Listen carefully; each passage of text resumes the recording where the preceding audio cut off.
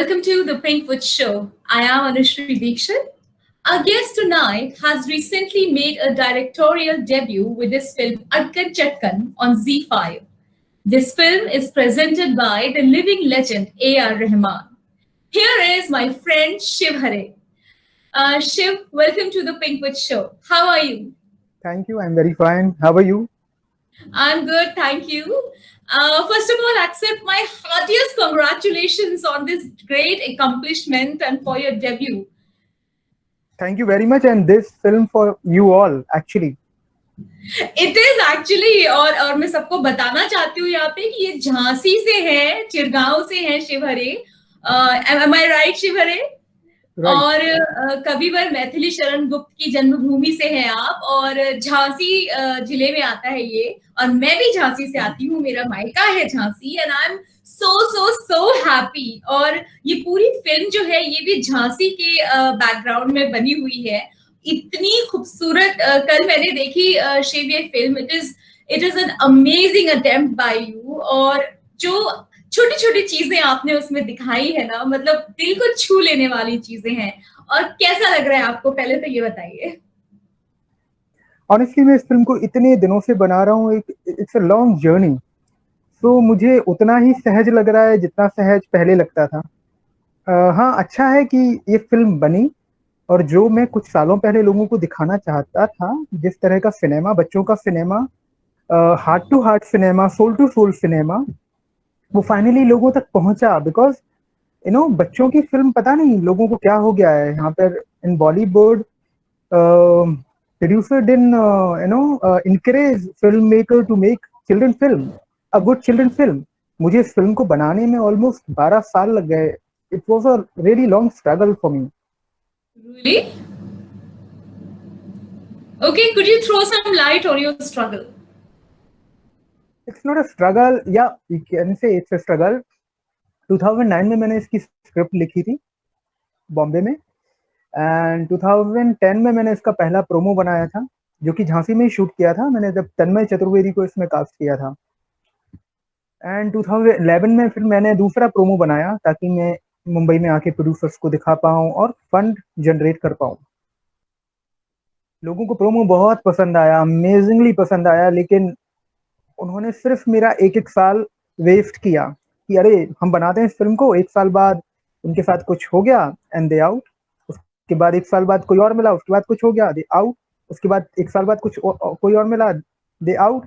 तो इस तरह से कम 10 producer I come across. And 10 year, मतलब 9 to 10 year I am just round and round and round. बहुत लंबा आपको इंतजार करना पड़ा इस क्षण से पहले. तो आपको ये ख्याल, मतलब सबसे पहले तो हम आपकी जर्नी के बारे में जानना चाहेंगे, सिर्फ फिल्म ही नहीं, कि आप झांसी जिले से आते हैं और किस तरह से आपका फिल्म मेकिंग की तरफ आपका रुझान हुआ. झांसी जिले से नहीं, मैं प्रॉपर झांसी से हूँ. My father live in Chirgaon. कुछ स्कूलिंग मेरी चिरगांव में भी हुई है, लेकिन I born and bought up in Jhansi only. तो अभी भी एग्जिस्टिंग एक यंग ऑर्केस्ट्रा करके झांसी में ग्रुप है, सीपरी बाजार में. सो जब मैं छोटा था तो यंग ऑर्केस्ट्रा चिरगांव में और झांसी के कुछ जगहों पर जब नवरात्रि होती है ना, तो they used to go and play. And honestly वो लाइव म्यूजिक मुझे इतना प्रभावित करता था, इतना अंदर से झंझोरता था, कि मुझे एज ऑफ 8 में पता चल गया था कि this is my calling, this is something I wanted to do in my life. Age of 8 I realise and I got to know कि this is something I want to do in my life. लेकिन जब मैंने अपने parents को बोला, खासकर father को बोला, तो उनका जो मैंने फिल्म में डायलॉग डाला है ना, भाड़गिरी करना है क्या? ओके, भाड़ ट्रू बनना है लाइफ क्या? इंस्पायर्ड है वो. हाँ, कुछ इंसिडेंट हैं ऑफ कोर्स जो बहुत ही कॉमनली होते हैं, और मेरे साथ ही नहीं, वो हर किसी के साथ होते हैं. हर किसी के साथ. इसीलिए इस फिल्म की रिलेटिविटी ज्यादा है. People can relate with themselves with any, मतलब देयर लॉट्स ऑफ नुआंसेस. आप किसी ना किसी नुआंसेस से आप रिलेट करोगे. आप फादर से कहीं रिलेट करोगे, मदर से करोगे, आप बच्चों से करोगे, आप बच्चों से करोगे. सो या राइट। तो फिर आपका ये मुंबई आने का सपना आगे बढ़ता गया, कैसे कैसे जाना हुआ आपका? मैंने अपने फादर से एज ऑफ 11 बोला था कि मुझे मूवी बनानी है और आप मुझे फिल्म स्कूल भेज दो। मुझे पूना फिल्म इंस्टीट्यूट के बारे में कहीं से पता चल गया था, तो उनका वही था कि ये सब करना है, तुम ये भाड़गिरी करोगे, तुम एक काम करो, इससे अच्छा तुम हमारे घर से निकल जाओ। एंड दैट डे मैंने कहा ठीक है, निकल जाता हूँ मैं, बेटर की, क्योंकि मुझे आई एम सो क्लियर कि मुझे यही करना है। देन मैं चिरगांव से निकला और मैं अपने नाना नानी के साथ रहता था झांसी में, शहर में। एंड नाना नानी के साथ रहते रहते काफी सारे ट्विस्ट एंड टर्म्स आए लाइफ में, बिकॉज आप जब अपने घर से बाहर रहते हो तो फिर आप बाहर ही रहते हो, यू नो। देन देन मुझे थिएटर करना था, सो नहीं, फिर मैंने म्यूजिक में परस्यू करना चाहा, मैंने शुरू किया म्यूजिक सीखना, बट somehow I realized कि I'm too late।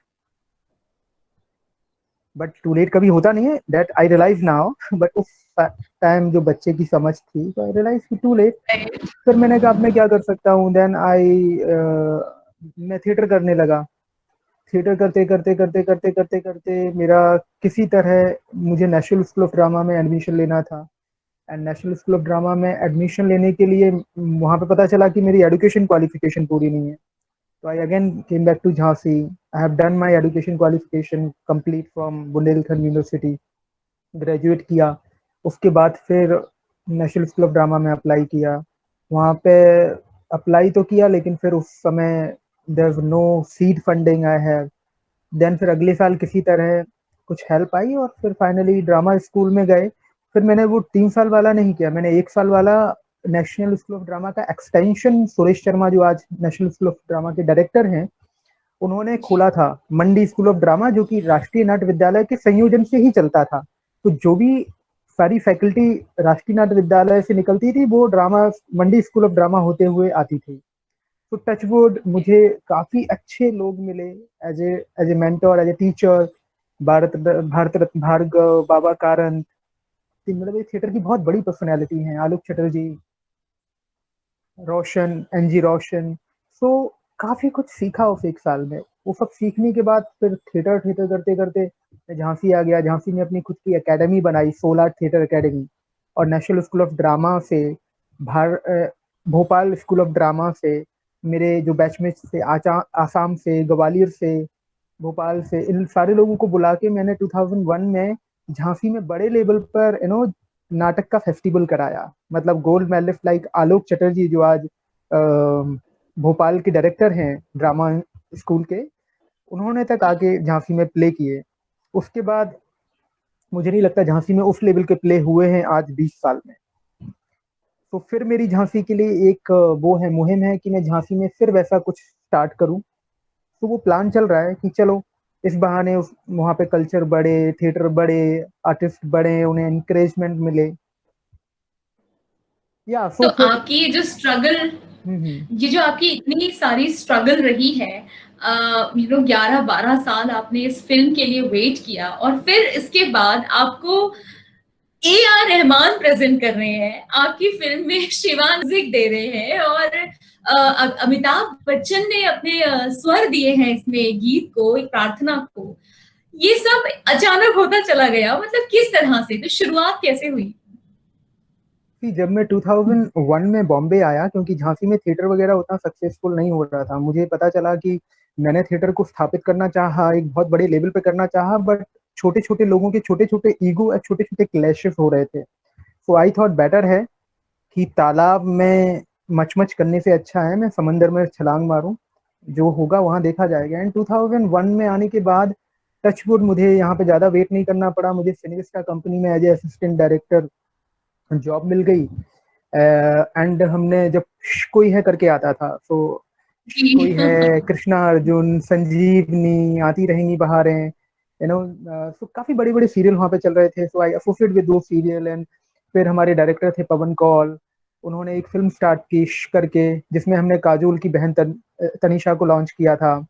Tanisha, Dinu Maurya and करण नाथ।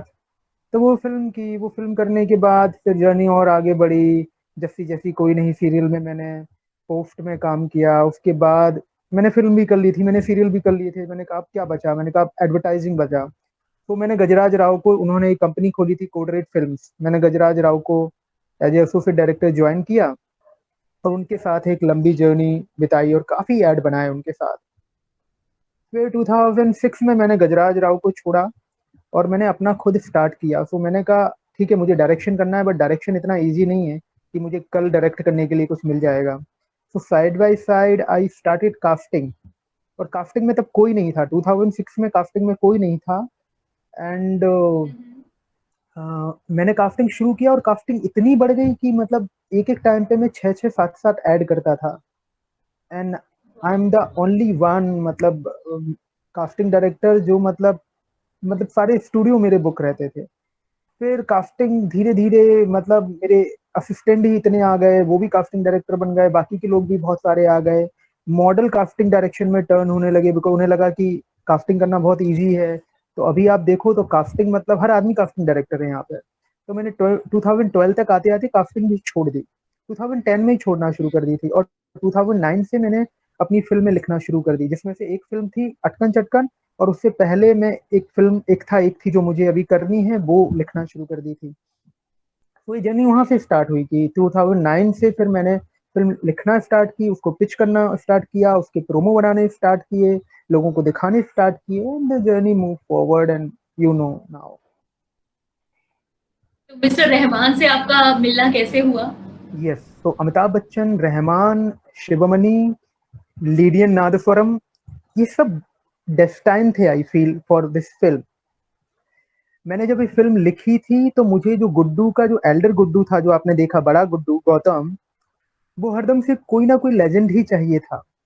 तो Rahman was my first option कि he is a musical legend, and इस पर्टिकुलर फिल्म में कोई लेजेंड होना ही चाहिए to inspire people who love music, and it's a musical film.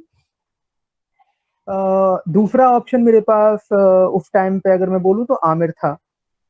And somehow इतने सारे प्रोड्यूसर मिले, आए गए।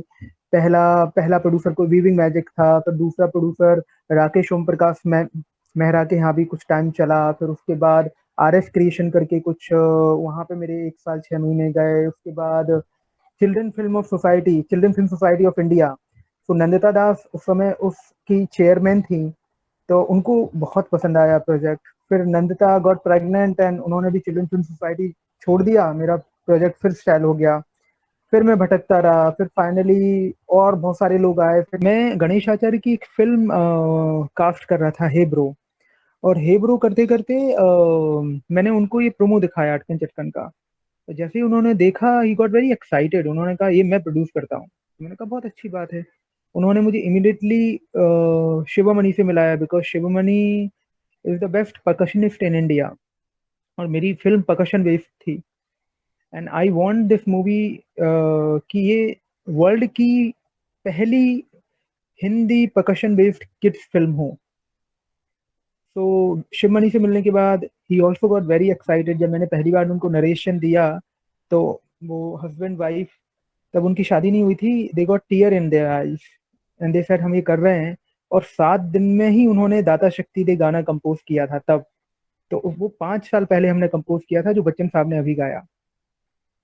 वो जर्नी वहां से स्टार्ट हुई। फिर हुआ क्या, गणेश आचार्य की जो फिल्म थी हे ब्रो, वो चली नहीं, उनके पैसे का काफी लॉस हो गया। Again I am back to zero. फिर कुछ प्रोड्यूसर मिले, फिर कुछ लोग आए गए, बट मैं और शिवमणि सर कनेक्ट रहे, हम काम करते रहे इसके म्यूजिक पर, प्रोड्यूसर से मिलते रहे। And somehow because of Sivamani, because of Lydian, मैं लीडियन को शिवमणि सर के घर पे मिला। तो लीडियन को जब मैंने पहली बार देखा तो मैंने कहा ही इज माई गुड्डू, इसके अलावा कोई गुड्डू हो ही नहीं सकता। एंड फिर जब 2 साल बाद मैं प्रोड्यूसर मुझे मिले, तो मैंने विशाखा ने पूछा यार तुम्हारे इस गुड्डू को तो ना तो एक्टिंग आती है, ना तो उसका कोई हिंदी का बैकग्राउंड है, और तुम उससे हिंदी फिल्म कैसे कराओगे? मैंने कहा मुझे नहीं पता है हिंदी कैसे बोलेगा और एक्टिंग कैसे करेगा, but he is my Guddu, there is no other option for Guddu. तो बहुत बड़ी बात है कि एक बच्चा दक्षिण से आकर उत्तर में या आपके शहर में हिंदी बोल के परफॉर्म करके जाता है। People should appreciate. फिल्म के मैं रिव्यू देख रहा हूँ अभी, कुछ क्रिटिक बोल रहे हैं आपका बच्चा पता नहीं साउथ इंडियन है या हिंदी है, हमें समझ में नहीं आता, जबकि बैकग्राउंड है उसमें कि उसकी माँ साउथ इंडियन थी, हाँ हाँ, और बैकग्राउंड दिया हुआ है, कहीं राइट। ना कहीं उसकी छवि है, और उसके जो नेबर हैं वो भी साउथ इंडियन है, काकी के पास वो पला बड़ा है, उसकी बच्ची भी छोटी बच्ची काकी के पास रहती है। बट पता नहीं इतने फनी क्वेश्चन होते हैं कि आपने फिल्म पता नहीं किस ऊपरी तौर पे व्हाट्सअप चेक करते करते और कॉल करते हुए देखी, और आप क्रिटिक में मतलब फिल्म को डिमोरलाइज कर रहे हो लोगों को, जबकि बच्चों की फिल्म बनती नहीं है, अप्रिशिएट करना चाहिए, इंकरेज करना चाहिए, ताकि और निर्माता निर्देशक आगे आए और बच्चों की फिल्म बनाए। बट इट्स सो डिसअपॉइंटेड कि मतलब मीडिया कुछ और ही बोल रहा है। बट डजेंट मैटर, मुझे जो डायरेक्ट रिव्यू मिल रहे हैं आप जैसे लोगों से जो जिन्होंने फिल्म देखी है, मन से देखी है, they are so happy. And आप देखिए मेरे फेसबुक वॉल पर जाके मतलब मुझे किस तरह के कमेंट मिल रहे हैं। और मैंने उनसे बोला आप निष्पक्ष कमेंट दीजिए, ये नहीं कि आप मेरे फ्रेंड हैं और फैमिली हैं या जो भी हैं, या आप मुझे जानते हैं, आप वैसा मेरे मुंह पे बोले, आप सत्य बोलेंगे, I am so happy. Fabulous, and this film actually gives a glimpse of not I mean, you know, the dreams and the aspirations, पर reviews की जो आप बात कर रहे हैं, reviews भी बहुत सारे अच्छे reviews भी आए हैं जो मैंने देखे। They're nice reviews, so I think we should be encouraged by those reviews. And okay, and when we talk about like Amitabh ji ने कैसे how did he consented to sing a song? सी पहले हमारा जो विजन था, हम चाह रहे थे कि ये बहुत ही डिवाइन सॉन्ग है। तो पहले यशुदास जी की बात चल रही थी गाने के लिए, बट यशुदास जी शायद उनकी तबीयत ठीक नहीं थी।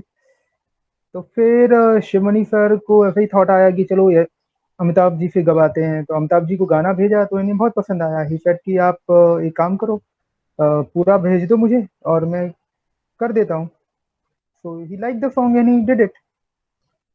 Wow, fantastic. और वो गाना बहुत ही यू नो सूदिंग कानों को लगता है और इतनी शांति मिलती है उसको नहीं, सुनकर। हमारा तो मोटिव ये भी वही था। लिरिक्स किसने लिखे थे?